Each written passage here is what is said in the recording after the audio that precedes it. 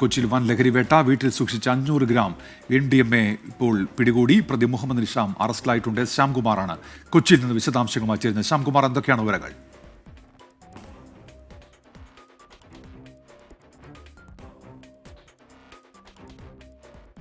കൊച്ചിയിലാണ് ഇപ്പോൾ MDMA പിടികൂടിയിരിക്കുന്നത്. 500 gram MDMA പിടികൂടിയിരിക്കുന്നു.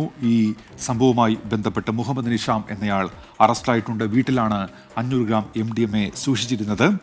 അതോടൊപ്പം തന്നെ മരടിൽ 5 ഗ്രാം ഹെറോയിനും പിടികൂടിയിട്ടുണ്ട്. വിശദാംശങ്ങളുമായി ശ്യാംകുമാർ ഇപ്പോൾ കൊച്ചിയിൽ നിന്ന് ചേരുന്നുണ്ട്. ശ്യാംകുമാർ, വിവരങ്ങൾ എന്തൊക്കെയാണ്? കൊച്ചി സിറ്റിയിൽ ഈയിടെ നടന്ന ഏറ്റവും വലിയ ലഹരിവേട്ടകളിൽ, പ്രത്യേകിച്ച് സിന്തറ്റിക് ലഹരിവേട്ടകളിൽ ഒന്നാണ് ഇന്ന് പുലർച്ചെ നടന്നിരിക്കുന്നത്. കൊച്ചി നർക്കോട്ടിക് സെല്ലിന്റെ നേതൃത്വത്തിൽ നടന്ന ലഹരിവേട്ടയിൽ 500 ഗ്രാം MDMA ആണ് പിടികൂടിയിരിക്കുന്നത്. എളമക്കരയിലെ വീട്ടിലാണ് പ്രതി മുഹമ്മദ് നിഷാം ഈ MDMA സൂക്ഷിച്ചത്.